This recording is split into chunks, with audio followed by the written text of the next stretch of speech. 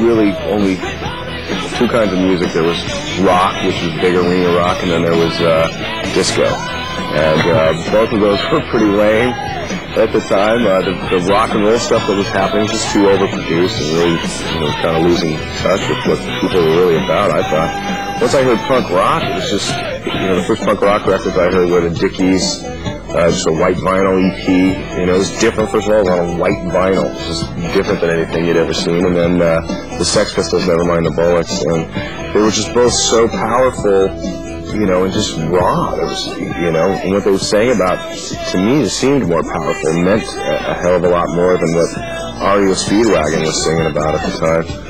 So, once I heard those records, that was it. It was like anything that even related to these guys at all, or, was hooked up somehow. That was what I wanted to check out and get into. I mostly listened to REO Speedwagon, actually, at that time, so I don't know. We come from a little bit different place. A lot of it is a conscious effort, like, I choose punk rock fans instead of...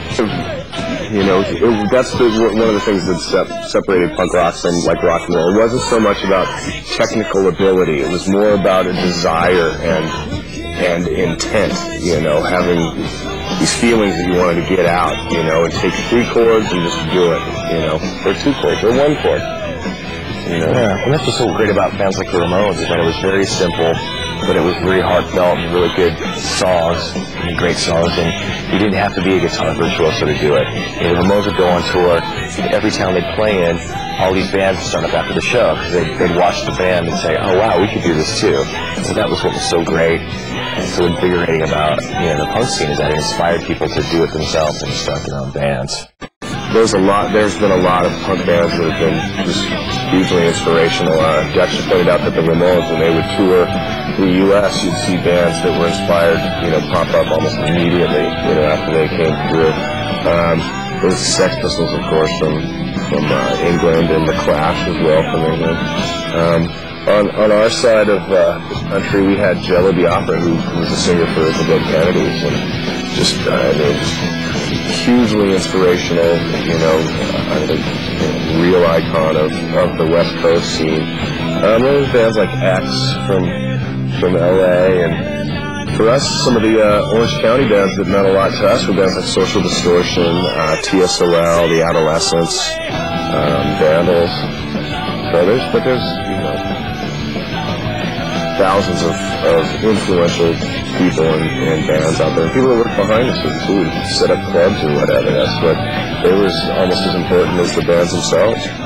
I think one of the things too about especially the early punk rock stuff was that while the hair bands were singing about girls, and drugs and whatever, and the disco culture was just kind of going off, you had people singing about just taboo subjects, singing about masturbation or killing the poor, or holiday in Cambodia, and you were singing about things that no one had ever even thought of putting to a rock song before. And so I don't know if it was so much all intelligent or intellectual. It was just, breaking rules and defying convention and taking music and rock music into a completely different area, or different areas.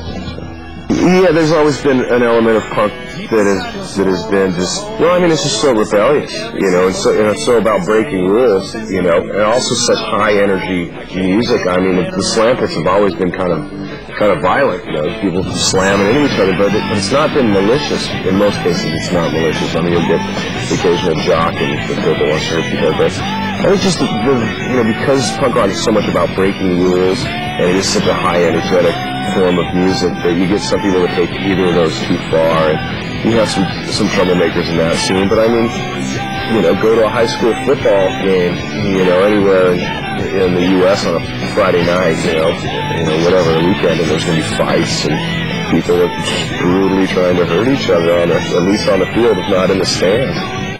It's hard. This is our record. It's so hard for us to kind of be subjective, or objective, and just go, well, this is what's punk about this record, and this is what isn't. I think when we try to break rules, that's more of a, comes from just our desire to break rules, the same desire that got us into punk rock. You know, we don't want to go around trumpeting what we do as, you know, being the savior of punk music or more punker than anyone else. I mean, Rancid's way punker than we'll ever be. So, I mean, punk rock's just where we came from. It means a lot to us. I mean, it really does. It's something that means a lot to us. More than, you know, anyone will ever know if it's not been in that scene.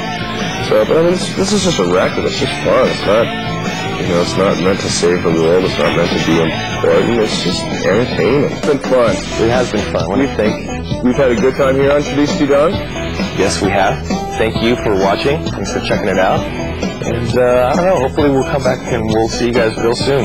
We come to Poland quite often. We played there like, what, 3 times, I think? Something like that. And our records, we have a new record out now, so I'm sure we'll be back sometime soon to play a show for y'all. So until then, take it easy. We'll see you at the show.